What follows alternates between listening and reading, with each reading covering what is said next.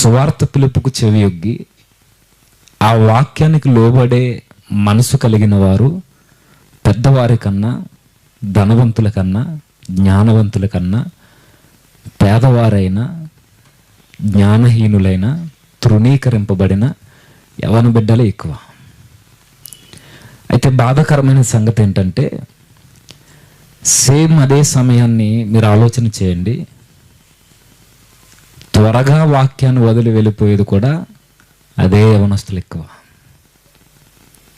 వాక్యానికి స్పందించేవారు వారే, వాక్యాన్ని వదిలి మరలా జీవితాన్ని నాశనం చేసుకునే ఆ మార్గంలో పరుగులు పెట్టేవారు వారే ఎక్కువ. ఎందుకు ఇలా జరుగుతుంది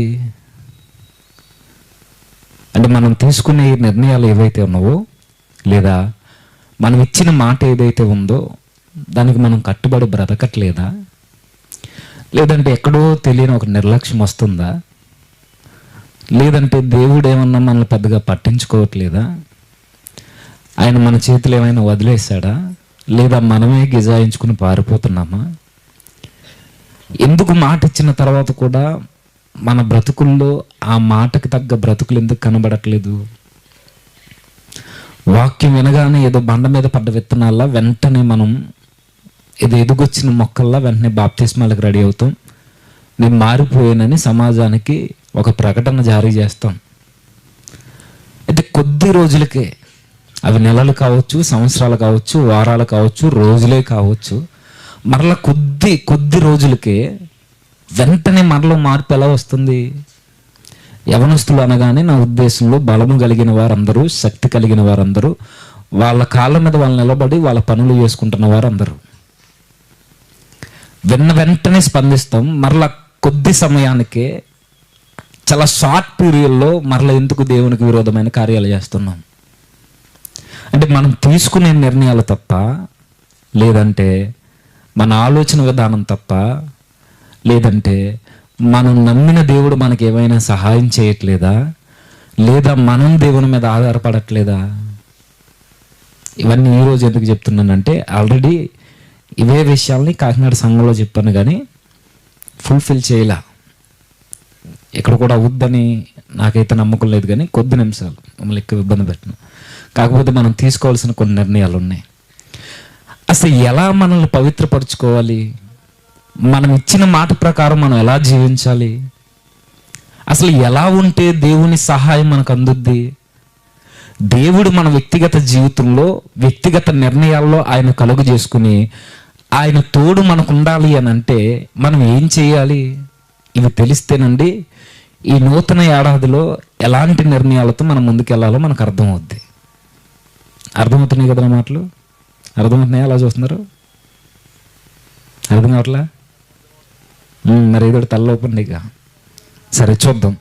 బైబిల్లో చాలామంది భక్తులు ఉన్నారు, వాళ్ళందరూ కరెక్ట్ కాదు, కానీ ఈరోజు ఒక యవ్వనస్తుడు తీసుకున్న నిర్ణయం తన జీవితాన్ని ఎలా మార్చిందో, ఆయన తీసుకున్న నిర్ణయం ఎలాంటి స్థితిలోనికి ఆయన్ని తీసుకువెళ్ళిందో, పరిస్థితులు ఎలా ఉన్నా, మనుషులకి కోపం తెప్పించినా, దేవుని ఎదుట నా జీవితాన్ని పరిశుద్ధంగా కట్టుకోవాలని పవిత్రతకి పెద్ద పెట్టేసిన ఒక చిన్న కుర్రోడు ఉన్నాడు, మనందరికీ తెలిసిన వ్యక్తి.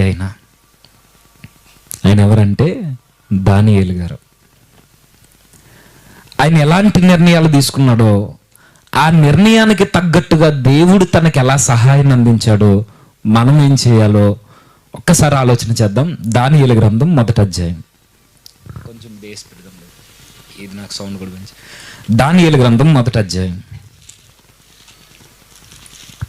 అందరూ బైబిల్ తెరుద్దాం. దానియేలు గ్రంథం 1వ అధ్యాయం 7వ వచనం నుంచి ఒకసారి చూద్దాం. 6వ వచనం నుంచి, యూదుల్లో నుండి దానియేలు, హనన్య, మిషాయేలు, అజర్యాను వారు వీరిలో నుండిరి. నపుంసకుల అధిపతి దానియేలునకు బెల్తెషాజరనియు, హనన్యకు శద్రకనియు, మిషాయేలునకు మేషకనియు, అజర్యకు అబేద్నెగో అనియు పేర్లు పెట్టెను. అయితే రాజు భుజించు భోజనమును, పానము చేయు ద్రాక్షారసమును పుచ్చుకొని తన్ను అపవిత్రపరచుకొనకూడదని దానియేలు ఉద్దేశించి తాను అపవిత్రుడను కాకుండానట్లు వాటిని పుచ్చుకొనకుండా సెలవిమ్మని నపుంసకుల అధిపతిని వేడుకొనగా, దేవుడు నపుంసకుల అధిపతి దృష్టికి దానియేలునకు కృపా కటాక్షము నొందను అనుగ్రహించెను గనుక నపుంసకుల అధిపతి దానియేలుతో ఇట్లా నేను చాలా జాగ్రత్తగా ఆలోచించండి, మనకు తెలిసిన వచనాలే. ఒకానొక రోజు దేవునిపై తిరగబడిన యోధా జనాంగం బబులోని చెరకి కొనుపోబడింది. ఎప్పుడైతే బబులోని చెరకు వెళ్ళిపోయారో ఆ బబులోని చెరలో ఉన్న నెబుకద్నెజరు రాజు కొంతమంది కుర్రల్ని ఎన్నుకున్నాడు. జ్ఞానవంతుల్ని, విద్యావంతుల్ని, ప్రావీణ్యత కలిగిన వారిని, రూపసి గలవారిని, అన్ని విధాలా చూడగానే చక్కని రూపం కలిగిన ఒక జ్ఞానవంతుల బృందాన్ని ఎన్నుకుంటే అందులో దానియేలు గారు తన 3 స్నేహితులు యూదుల్లో నుండి ఎన్నుకోబడ్డారు. ఎప్పుడైతే ఇలా ఎన్నుకోబడ్డారో యూదుల్లో నుండి మిగిలిన అన్య జనాంగంలో నుండి ఒక సమూహం రాజు ఎదుటికి వచ్చేసరికి రాజు వారిని ఇంకా జ్ఞానవంతులుగా తీర్చిదిద్ది లేదా వారిని మెరుగుపెట్టి ప్రావీణ్యత కలిగిన వారిగా చేసి లేదా జ్ఞానవంతులుగా తీర్చిదిద్ది వారిని ఒక గొప్ప యోధులుగా, జ్ఞానవంతులుగా, స్కాలర్స్గా తన యొక్క రాజ్యంలో ఉపయోగించుకోవాలన్నది రాజుగారి యొక్క చిత్తం. దీన్ని నెరవేర్చడానికి వారికి లేదా వారు ఏ విధంగానూ బలహీనలు కాకుండా ఉండడానికి రాజు భుజించు భోజన పదార్థాలనే తనకి లేదా మిగిలిన ఏర్పరచబడిన వారందరికీ భోజనంగా, అన్న పానీయములుగా వారికి అనుగ్రహించాడు. అయితే అందరూ తీసుకున్నారు, అన్యులు భుజించారు. చుట్టుపక్కల దేశాల నుండి బానిసలుగా వచ్చిన వారు తీసుకున్నారు. కానీ యూదుల్లో నుండి పిలువబడిన ఈ 4 ప్రాముఖ్యమైన వ్యక్తి ఈరోజు మనకి దానియేలు గారు మాత్రం ఆహారం తీసుకునే విషయంలో ఒక బలమైన తీర్మానాన్ని ఆయన తీసుకుంటున్నాడు. ఏమని తీసుకుంటున్నాడు? రాజు భుజించు భోజనమును, పానము చే ద్రాక్ష రసమును పుచ్చుకొని తన్ను అపవిత్రపరుచుకొనకూడదని దానియేలు ఉద్దేశించి. ఇప్పుడు నేను అడుగుతున్నాను, రాజు భుజించే లేదా రాజు బల్ల మీద ఉండే ఆ ఆహార పదార్థాలను తీసుకోవడం వల్ల దానియేలు జీవితం ఎందుకు అపవిత్రపరచబడుతుంది అంటే మనకు తెలుసు ఆ భోజన పదార్థాలు ఏవైతే ఉన్నావో అవి ఆల్రెడీ బబులోని యొక్క దేవతలకు బలిగా అర్పించి వడ్డించినవి అవి. అవునా? అంటే విగ్రహాలకు సంబంధించిన అర్పితాలు, బలి చేయబడిన మాంసము. ఇంకేముంది అందులో? ద్రాక్షారసం, మద్యపానం ఉంది. ఇశ్రాయేలీలకు, యూదులకు ఒక నిబంధన, ఒక కట్టడి ఉంది. ఏంటది? మద్యముతో మీ దేహాలను మీరు చెరుపుకోకూడదు, విగ్రహార్పితాల జోలికి మీరు పోకూడదు. ఇది కమాండ్, ఇది రక్షణ సిద్ధాంతం. ఇది అయితే విగ్రహాలకు అర్పించినవి కానీ లేదా ఒకవేళ ఒక జంతువుని బలి చేసి తినాలి అని అంటే దేవుడు ఒక ప్యాటర్న్ చెప్పాడు. రక్తం చిందించాలి, గొంతు కోయాలి, ఏవైతే రక్తం చిందింపబడతాయో అవే తినాలి. ఈ బబులోనీయులు ఎలా చేశారో మనకు తెలియదు, గొంతు పిసికి చంపారో ఎలా చంపారో అది సెకండరీ. అయితే ఈ వడ్డించే రాజు బల్ల మీద ఉండే ప్రతి పదార్థం ముందుగా ఆ బబులోను దేవతలకి బలిగా అర్పించినవి. ఇప్పుడు బలేసిన ఆ పదార్థాలు ఇక్కడికి వచ్చాయి. ఇప్పుడు అవి తీసుకోవడం వల్ల అపవిత్రత జరుగుద్దంటే దేవుడు చెప్పిన నియమం బానిస సర్కంలో ఉండిపోయినా దానియేలు మర్చిపోలేదు. నా జీవితాన్ని నేను అపవిత్రపరచుకోను అని ఫిక్స్ అయిపోయాడు ఆయన. మద్యపానంతో నా దేహాన్ని, నా శరీరాన్ని నేను అపవిత్రపరచుకోను అని ఏం చేశాడు దానియేలు? అక్కడ ఉంది, ఉద్దేశించి అంటే నిశ్చయించుకుని, ఇంకా తీర్మానించుకుని. ఇప్పుడు మీరు అబ్జర్వ్ చేయండి, ఎప్పుడైతే జనులందరూ తింటున్నారు, జనులందరికీ ఏ నియమ నిబంధనలు లేవు, కానీ ఈ టైంలో దానియేలు తన 3 స్నేహితులు ఆ భోజనాన్ని తిన్న పెద్దగా ఎవరు అడిగేవారు లేరు. నువ్వెందుకు తింటున్నావు, ధర్మశాస్త్రం ఇలా ఉంది కదా అని అడిగే నాదుడు ఎవరు పక్కన లేరు. ప్రధాన యాజకులు లేరు, శాస్త్రులు లేరు, ఎవ్వరు లేరు. వారి మీద అధికారం ఉన్నది ఒకరే, ధర్మశాస్త్రాన్ని ఎరుగని పెద్దలు. వారు ఉన్నారు ఆ రోజున్న అధికారులు, ఆ బబులోనులో ఉన్న అధికారులు. వీళ్ళు అడుగుతారంటే అడగరు, వీళ్ళు గద్దిస్తారంటే గద్దించరు. పోనీ మీరు ఇలా తినకూడదు కదా అని వారిని ఏమన్నా వేలెత్తి చూపిస్తారంటే అది లేదు, ఏమీ లేదు, వీళ్ళకి అడ్డంకులు లేవు. ఇలాంటి టైంలో ఎవరు మమ్మల్ని అడిగినా అడగకపోయినా, ఎవరు మా మీద లేదా భారం పెట్టినా పెట్టకపోయినా మాకు ఒక నియమం ఉంది, మాకు ఒక కట్టడి ఉంది, మాకు ఒక నిబంధన ఉంది. ఆ నిబంధనలో ఈ కట్టడలు మాకు దేవుడు ఎందుకు ఇచ్చాడు అంటే దేవుడి ఎదుట, అనగా ఆయన ఎదుట మా పవిత్రతను అపవిత్రంగా మార్చుకోకుండా ఉండడానికే దేవుడు నియమాలు నిబంధనలు మాకు ఇచ్చాడని ఎవరు జ్ఞాపకం చేసుకున్నారు? దానియేలు తన 3 స్నేహితులు. అయితే ఇక్కడ నుండి జాగ్రత్తగా ఉండండి. ఈ నియమావళి, ఈ నిబంధన, ఈ కట్టడ, ఈ ఆజ్ఞలు మర్చిపోకుండా ఎక్కడో చెరసాలలో ఎవ్వరు గ్రహించకపోయినా, ఎవ్వరు అడిగేవారు లేకపోయినా తన మనస్సాక్షితో తను చెప్పుకుంటున్నాడు, దీనిని బట్టి నువ్వు నీ దేహాన్ని అపవిత్రపరుచుకోవద్దు. దానియేలు గారి యొక్క కమిట్మెంట్ మీకు అర్థం కావాలి. ఈరోజు అడిగేవారు లేకపోయినా, తిన్నా తప్పని చెప్పకపోయినా, తను గద్దించేవారు లేకపోయినా, స్నేహితులు కూడా దానియేలు మాటకు వ్యతిరేకం చెప్పరు. తిందామరా, ఏం పర్వాలేదులే, ఈ పరిస్థితుల్లో ఈ భోజనం కాకపోతే ఏం దొరుకుద్ది, బానిసలమైన మనకి ఇదే ఎక్కువేంటి, రాజు భోజనం అంటే మాటలా? ఆ రోజు ఈ 4 మినహాయిస్తే మిగతా వాళ్ళందరూ అక్కడ తినేదేముంది? ఏమీ లేదు. ఒకరోజు ఐగుప్తులో ఉన్నప్పుడు ఏముంది? ఏమీ లేవు. కరివేపాకు ఉంది, ఉల్లిగడ్డలు ఉన్నాయి, ఏమున్నాయి? ఏమీ లేవు. బానిసలకి ఏం భోజనం పెడతారు? వెట్టి చాకరీ తప్ప ఏముండదు. తినడానికి తిన్నుండదు, డొక్కలు ఎండుకుపోయి, పొట్ట వెన్నుకు అంటుకుపోయి, అలా బరువులు మోస్తూ ఏదో ఒక వెట్టి చాకరీ చేయాలి బానిస బ్రతుకులు. ఇలాంటి టైంలో దేవుడు మా మీద కనికరం చూపాలే. దేవా నీకే స్తోత్రములయ్యా, మేము తినేస్తున్నాం, కడుపులు నింపుకుంటున్నాం, నువ్వు చూస్తున్నావు కదా, దీని ద్వారా మేము ఇంకా బలం పుంజుకుని నీ నామాన్ని ఇక్కడ మేము హెచ్చిస్తామని ఏమైనా లొంగిపోయారా? లేదు. పరిస్థితులు ఏవైనా, స్థితిగతులు ఎలా ఉన్నా, వారు బానిసలుగా ఉన్నా, వారి ముందు చక్కటి ఆహారం, చుట్టూ ఉన్న వారి యూదులకు అందరికీ తినడానికి తిండుందో లేదో తెలియదు మనకి. ఇలాంటి టైంలో దేవుడు మాకు ఇచ్చాడు కదా అని దేవునికి కృతజ్ఞతాస్తుతులు చెల్లించి తినేలేదు. ఈరోజు చాలామంది చెప్తున్నారు కదా, ప్రార్థన కన్నా విగ్రహార్పితాలు బలమైనవా? అంటే ప్రార్థన విగ్రహార్పితాలని, బలిని పరిశుద్ధపరచలేదా, పవిత్రపరచలేదా? అడుగుతున్నారు ఇలాంటివి. మిమ్మల్ని అడగరేమో, నన్ను అడుగుతారు ఫోన్ చేసి. అంటే దేవుని కన్నా బలిగా అర్పించిన దేవతల ముందు పెట్టిన ఆ బలి వస్తువే బలమైందా ప్రార్థన కన్నా? ప్రార్థన ఆ వస్తువుని పరిశుద్ధపరచలేదంటే ప్రార్థన ఎందుకు పరిశుద్ధపరుస్తుంది? దేవుడు ఆల్రెడీ ఆజ్ఞ ఇచ్చాడు, ఏమని? తినొద్దు, దాని జోలికి పోవద్దు. ఒకవేళ ప్రార్థన పరిశుద్ధపరుస్తుంది అని అంటే గన్నేరు పప్పుకు ప్రార్థన చేసుకుని తిను. ఒకవేళ ప్రార్థన పరిశుద్ధపరుస్తుంది అని అంటే మందు తాగేస్తావా? ప్రార్థన చేసుకుని వ్యభిచారాలు చేస్తావా? ప్రార్థన చేసుకుని సినిమాల చుట్టూ తిరుగుతావా?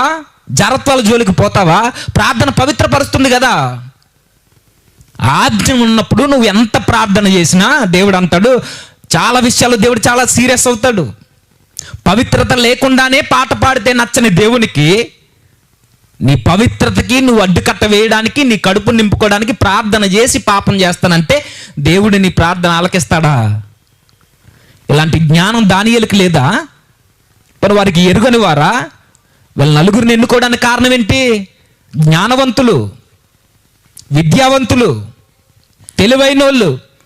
ఈ బాలురుకున్నంత జ్ఞానం మనకుంటే మనం కూడా ఏ విషయంలో మనం పవిత్రపరచుకోవాలో, ఏ విషయంలో నిశ్చయించుకోవాలో, ఏ విషయంలో తీర్మానించుకోవాలో మనకు అర్థమవుద్ది. ప్రార్థన చేస్తే ప్రతిదీ పవిత్రపరచబడుతుంది అంటే దేవుడు కొన్ని షరతులు పెట్టాడు. తినొద్దంటే తినొద్దు, చూడొద్దంటే చూడొద్దు, జాగ్రత్తం వద్దంటే వద్దు, అబద్ధం వద్దంటే వద్దు. ప్రార్థన చేసేస్తానండి, అబద్ధం నిజమైపోద్దా అంటే దేవుడు చెయ్యంటాడు. అందా? మందు తాగేస్తాను ప్రార్థన చేసి అంటే ఊరుకుంటాడా? కుదరదది. అయితే ఇక్కడ చూడండి, దానియేలు ఒక తీర్మానం చేసుకుంటున్నాడట, ఈ భోజన పదార్థాలను బట్టి నేను అపవిత్రపరచుకోను, నా శరీరాన్ని దేవుని ఎదుట పవిత్రంగానే కనపరుస్తాను తప్ప ఈ భోజనాన్ని బట్టి నన్ను నేను అపవిత్రపరచుకోను. ఈ మద్యాన్ని తీసుకుని నన్ను నేను అపవిత్రపరచుకోను. అక్కడ దానియేలు గారు తీసుకుంటున్న తీర్మానం ఒకే ఒక్కటి, దేవుని ఎదుట నా జీవితం ఎల్లప్పుడూ పవిత్రత కలిగి ఉండాలి. దేవుడు నన్ను చూస్తున్నప్పుడు నేను ఎంతమంది మధ్య ఉన్నా, చుట్టూ పాపాత్ముల మధ్య నేను జీవిస్తున్నా, చుట్టూ నన్ను నలుముకున్న వారందరూ శత్రువులైనా, నా జీవితం పతనమైపోవాలని కోరుకుంటున్న వారి మధ్య నేనున్నా, నా ఎదురుగా నా జీవితాన్ని పాడు చేసే భోజన పదార్థాలు ఇంక్లూడింగ్ మన విషయానికి వస్తే మనల్ని పాడు చేసి మన బలహీనతలు మన కళ్ళ ముందున్న దానియేలు లాంటి ఒక బలమైన తీర్మానం తీసుకోవాలి ఈరోజు.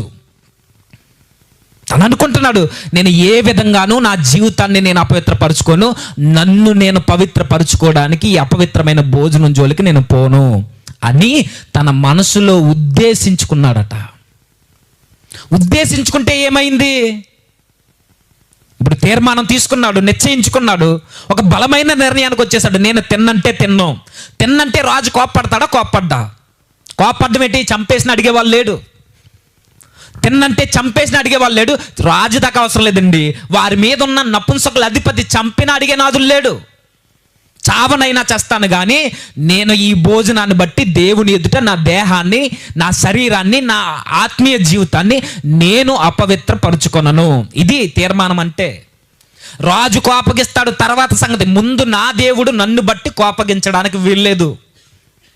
ఎవరో అధిపతి నా మీద కోపగించుకుంటాడు, నా మీద కక్ష పెంచుకుంటాడు, ఎవరో ఏదో అనుకుంటారంటే నేను అంటున్నాను, ఇలాంటి విషయాల్లో ఎవరో ఏదో ఫీల్ అవుతారని ఈరోజు పాపం చేయడానికి ముందుకెళ్ళిపోయేవారు లేరు.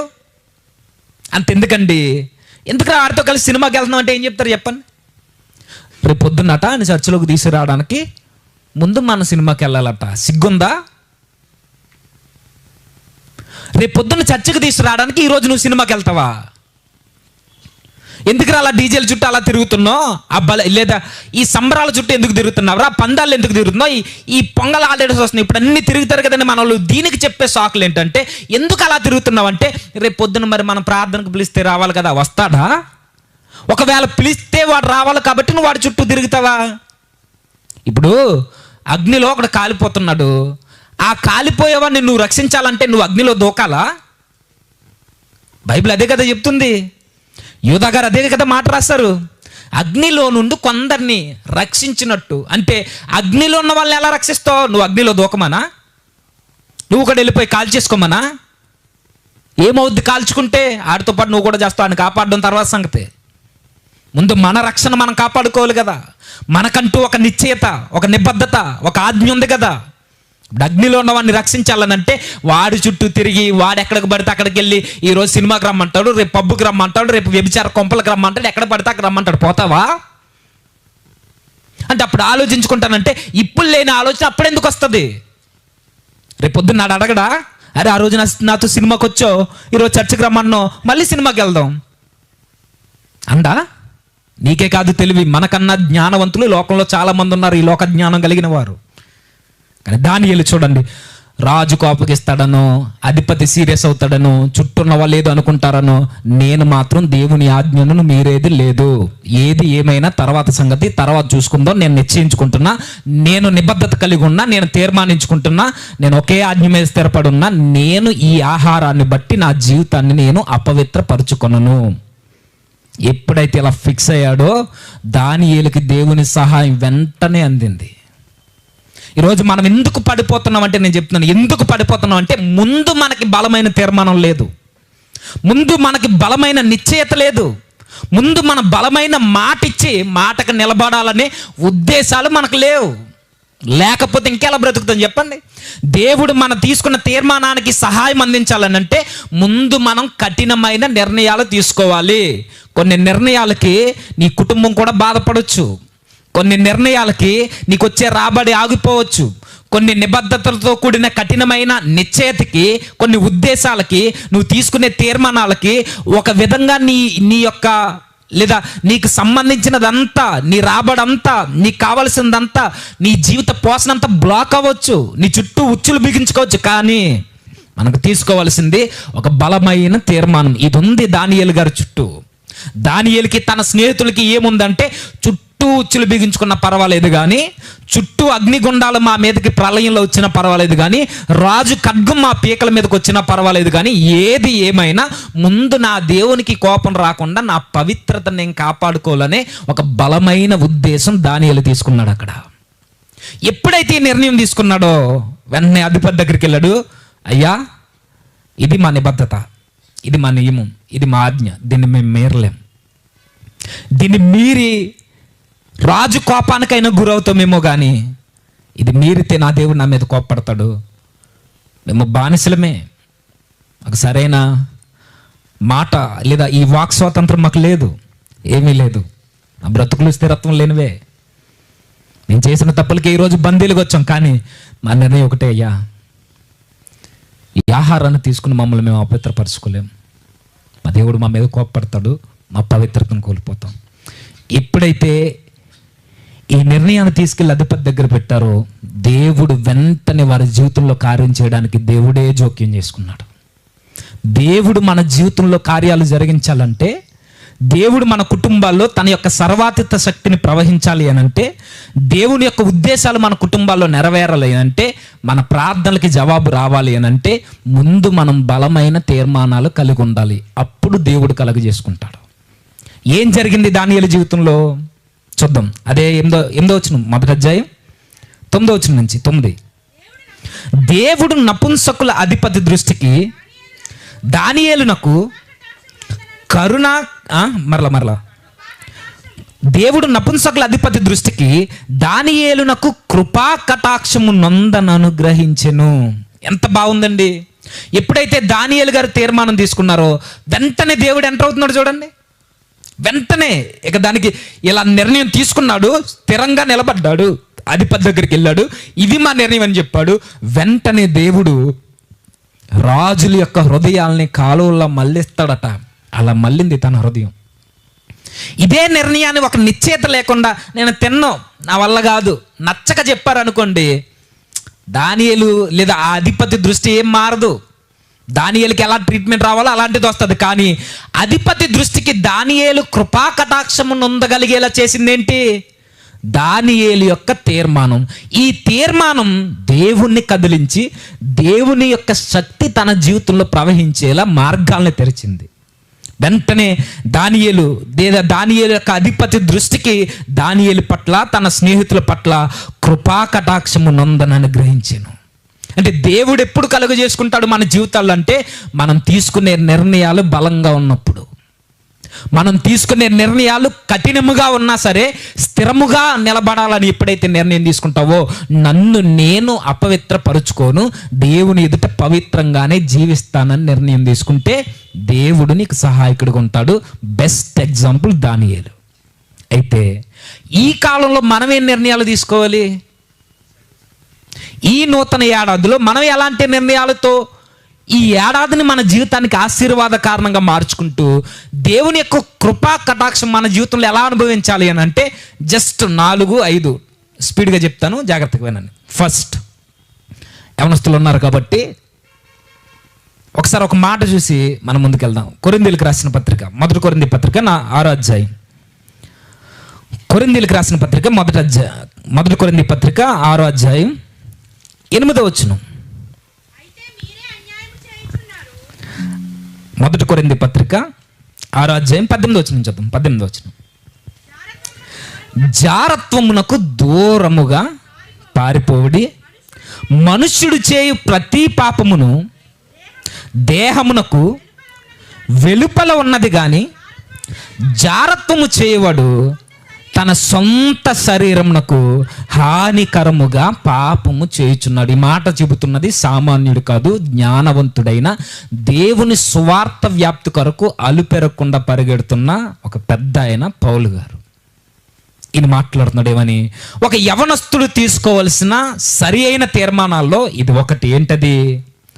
లైంగిక పరమైన అవినీతి లేదా అక్రమ సంబంధాల విషయంలో లేదా అక్రమ సంబంధాల ద్వారా, ఈ అవినీతి ద్వారా, ఈ జార కార్యముల ద్వారా నా శరీరాన్ని నేను అపవిత్రపరుచుకొనను. ఫిక్స్ అయిపోయి ఈ ఏడాది నా శరీరాన్ని అపవిత్రపరిచే ఈ జార కార్యముల చుట్టూ నేను తిరగను. లైంగిక పరమైన అవినీతి వల్ల నా దేహాన్ని, దేవుడిచ్చిన ఈ ఆలయాన్ని, ఈ దేహాన్ని నేను అపవిత్రపరుచుకొనను. తీర్మానించుకో. ఈ ఏడాది దేవునికి మాటిస్తావో, దేవుని చేత వాగ్దానం నువ్వు పొందుకుంటావో నీ చేతుల్లోనే ఉంది. ఇది మొదటి ఆదివారం. ఇది మొట్టమొదటిది. ఏంటది?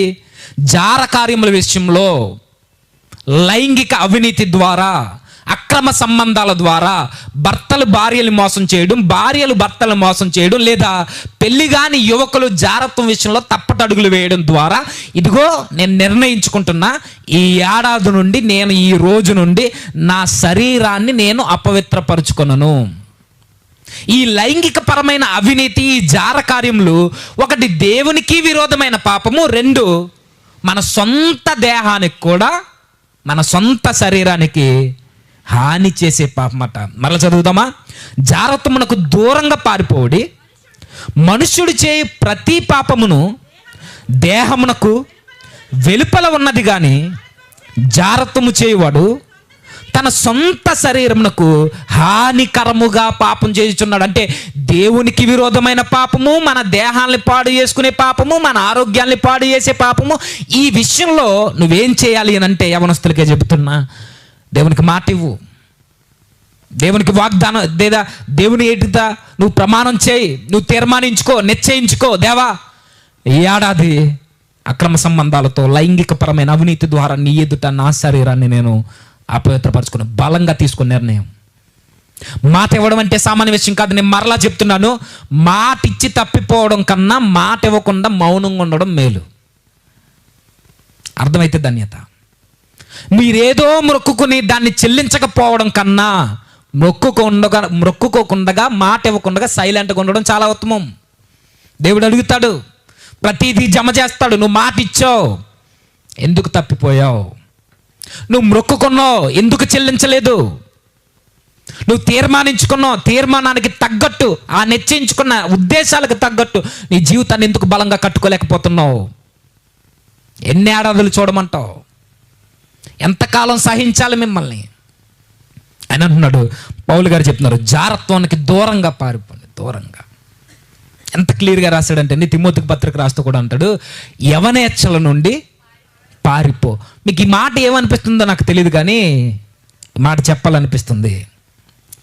లైంగిక శోధనలకు సంబంధించినంత వరకు, మనకి కలుగుతున్న అశ్లీలతకు సంబంధించిన బలహీనతలు, శోధనల వరకు, వీటిని జయించాలి అని అంటే పోరాడితే జయించలేం, పారిపోతేనే విజయం నీ సొంతమవుద్ది.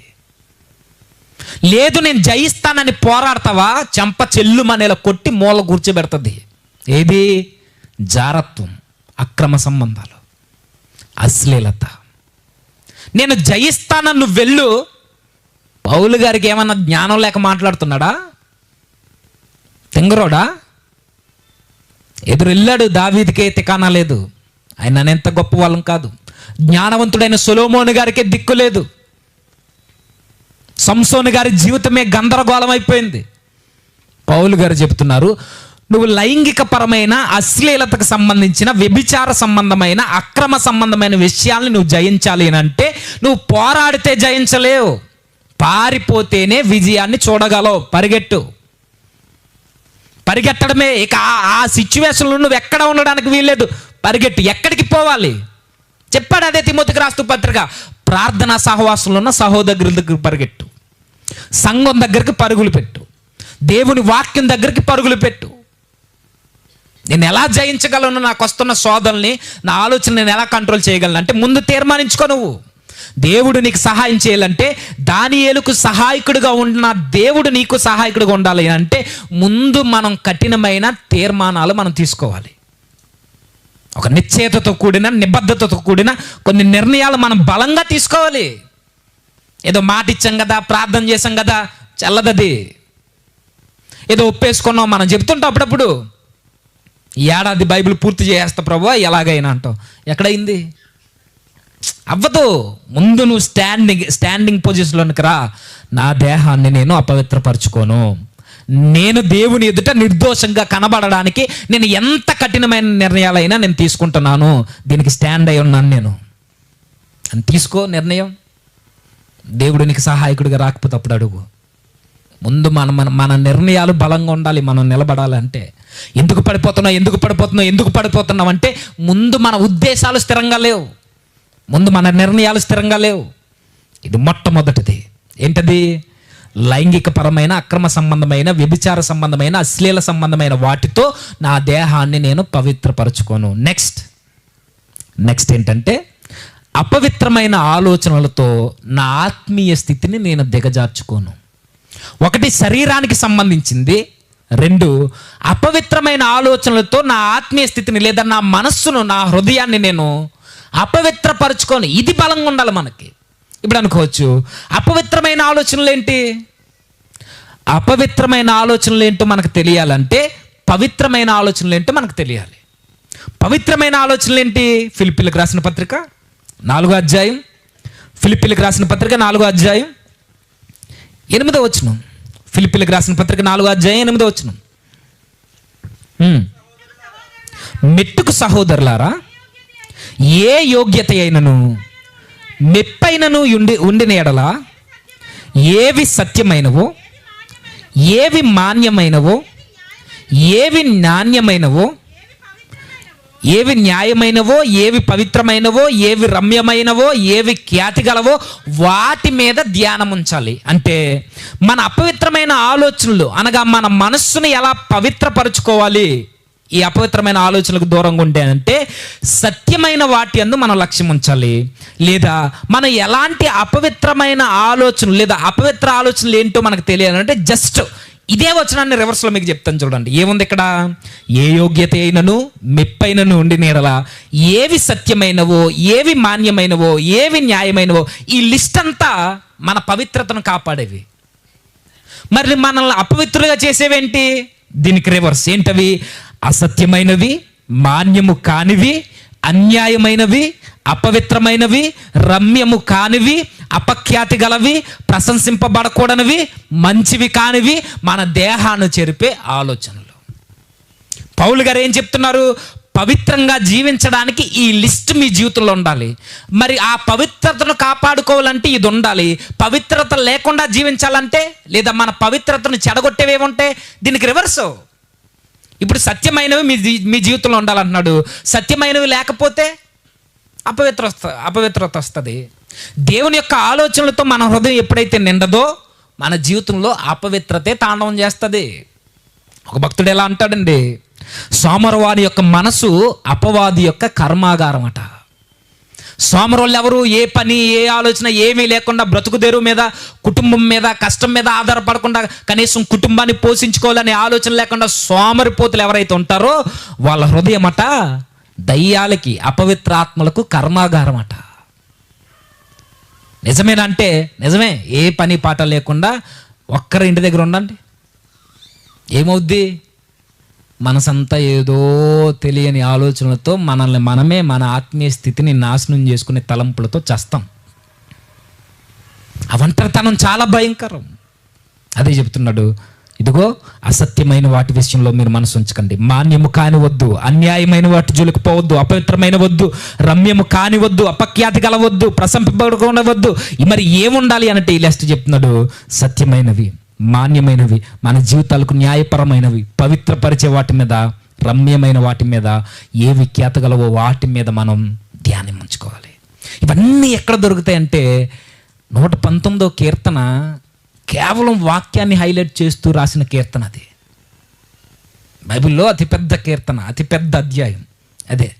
అందులో చెప్తాడు చూడండి, 119వ కీర్తన 11వ వచనం. 119వ కీర్తన 11వ వచనం. నీ ఎదుట నేను పాపం చేయకుండానట్లు నా హృదయములో నీ వాక్యము ఉంచుకొని ఉన్నాను. దేవుని ఎదుట పాపం చేయకుండా నిర్దోషవంతంగా మన జీవితాలు కనబడాలి అంటే మన జీవితంలో ఉండాల్సిన తీర్మానం ఏంటి చెప్పండి? నా హృదయంలో వాక్యం ఉండాలి. 15వ వచనం, అదే 15వ వచనం, అదే 119వ కీర్తన 15వ వచనం. నీ ఆజ్ఞలను నేను ధ్యానించెదను, నీ త్రోవలను మన్నించెదను, నీ కట్టడలను నేను హర్షించెదను, నీ వాక్యమును నేను మరువకియందును.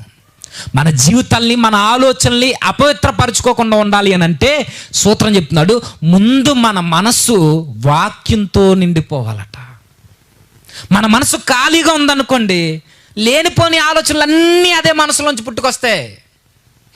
అదే ఈ మనసు వాక్యంతో నిండిపోతే వాక్యం ధ్యానించడం, వాక్యం పట్ల హర్షించడం. ఆయన చెప్తున్నాడు, నీ ఆజ్ఞలు నేను ధ్యానించడం, నీ త్రోవలను నేను మన్నించడం, నీ కట్టడలను బట్టి నేను హర్షించదును, నీ వాక్యము నేను మరువక ఎందును. 11వ వచనం, నీ ఎదుట నేను పాపం చేయకుండా ఉండాలంటే ముందు నా మనసు నీ వాక్యంతో నిండిపోవాలి. మన మనసు అపవిత్రపరచుకోకూడదు అని నీకు అనిపిస్తే, నా ఆలోచనలో కూడా నేను తప్పు చేయకూడదు, నా ఆలోచనలు కూడా నేను కట్టడి చేసుకోవాలనే ఒక బలమైన తీర్మానం నువ్వు తీసుకోగలిగితే ముందు నీ మనసును వాక్యంతో నింపు. ఎప్పుడైతే వాక్యంతో నిండిందో, ఎప్పుడైతే వాక్యం మన హృదయాల్లో స్థానాన్ని ఇచ్చామో, మనం ఆ హృదయంలో వాక్యము పవిత్రమైన వాటి వైపు చూపిస్తుంది మన కన్నుల్ని, ఖ్యాతి గలవైన వాటి వైపే మన మనసును మళ్ళిస్తుంది. అదే ఈ మనసును వాక్యంతో కాకుండా మిగిలిన ఈ లోక సంబంధమైన కార్యాల చేత నింపండి. అదే చెబుతుంది, చూడు పర్వాలేదు, చేసే పర్వాలేదు, ఏం కాదులే. ఇవన్నీ ఎందుకు చెబుతుంది మనసు? ఇందులో వాక్యం లేదు. వాక్యం ఏం చెబుతుంది? పౌలు గారు చెప్పారు కదా, ఖ్యాతి గలవి, పవిత్రమైనవి, న్యాయమైనవి, వీటిని వెంబడించేలా చేస్తుందట. నెక్స్ట్ ముగిస్తాను. ఇక మూడోది, చెడ్డ మాటలు పలుకకుండా మన నాలుకని, మన మాటని మనం భద్రం చేయాలి. ఎందుకంటే పరిపూర్ణతకి గుర్తేంటో చెప్పనా? మన మాట. మనం సంతోషంగా, ఆనందకరంగా మన బ్రతుకంతా మంచి వాటిని చూడాలని నీకు అనిపిస్తే, నువ్వు బ్రతుకను ఉద్దేశిస్తే, దావీదు గారు ఒక మాట అన్నారండి. కీర్తనల గ్రంథం 32వ అధ్యాయం. కీర్తనల గ్రంథం 34వ అధ్యాయం, క్షమించండి, 34వ అధ్యాయం 12వ వచనం. ఇదే కీర్తనల గ్రంథం 34వ అధ్యాయం 12వ వచనం. బ్రతుక గోరు వాడెవడైనా ఉన్నాడా? పైన చదువుదాం 11 నుంచి, చాలా బాగుంటుంది. పిల్లలారా, మీరు వచ్చి నా మాట వినుడి, యెహోవా యందలి భయభక్తులు మీకు నేర్పెదను. బ్రతుక గోరు వాడెవడైనా ఉన్నాడా? మేలు నొందుచు అనేక దినములు బ్రతుక గోరు వాడెవడైనా ఉన్నాడా?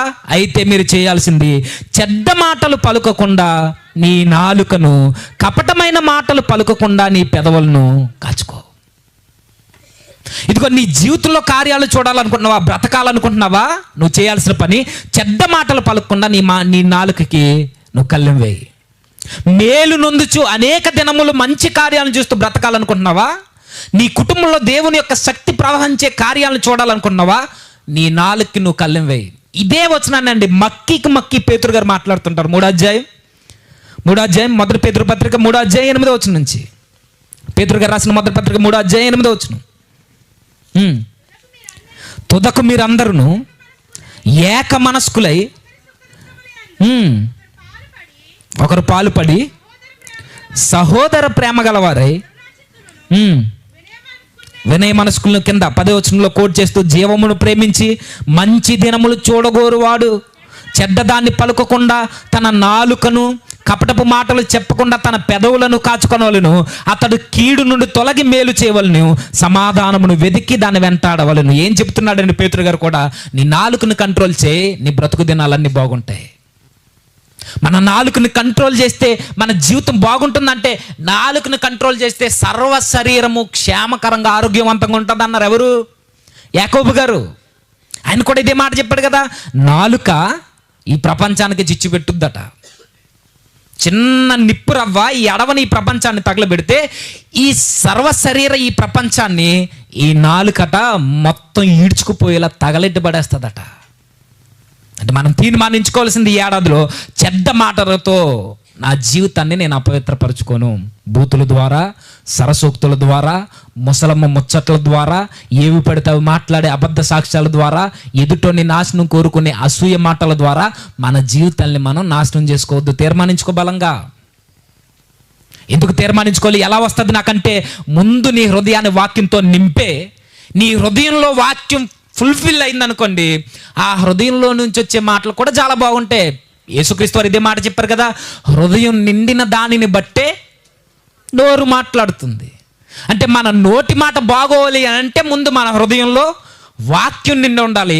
వాక్యం నిండుంటే 1 మన ఆలోచనలు బాగుంటాయి, 2 మన నోటి మాట బాగుంటుంది, 3 మన చూపులు కూడా బాగుంటాయి. అంటే దీనొక్క దాన్ని వాక్యంతో మనం నింపేసామనుకోండి, మాట బాగుంటుంది. ఈ మాట మనం పరిపూర్ణం అవుతున్నాము అనడానికి మాట ఒక గుర్తు. పౌలు గారు చెప్పిన మాటల్లో పరిపూర్ణత వైపు నువ్వు పరుగులు పెడుతున్నావు అనడానికి గుర్తు. నువ్వు తీసుకో నిర్ణయం, నా మాటల చేత నా జీవితాన్ని నేను అపవిత్రపరచుకోను. ఇక చివరిగా యవనస్తులు ఉన్నారు కాబట్టి, నా జీవితాన్ని చెరిపేసే, నా ఆత్మీయ జీవితం మీద దుష్ప్రభావాన్ని వెదజల్లే దుష్టులతో నేను సాంగత్యం చేయను. ఈ ఏడాదిలో ఇది బలంగా తీసుకోండి. నా జీవితాన్ని చెడగొట్టే దుష్ట సహవాసంతో నా సభ్యతను, నా శరీరాన్ని, నా ఆలోచనల్ని, నా జీవితాన్ని నేను అపవిత్రపరచుకున్నాను. పౌలు గారు వరకే చెప్పలేదండి, దుష్ట సహవాసం మంచి నడవడికని చెరుపుద్దట. అంతకుముందు ఒక మాట అంటాడు, ఏమని తెలుసా? ఇది మోసం చేసేది, మోసపోకుడి అంటాడు ఆయన. అంటే కాబట్టి ఇది ఏం చేస్తుందంటే వంచిస్తుంది ఈ సహవాసం. క్రీస్తు చెంతకు వచ్చామంటేనే, మనం మారు మనసు పొందామంటేనే అర్థం ఏంటో తెలుసా?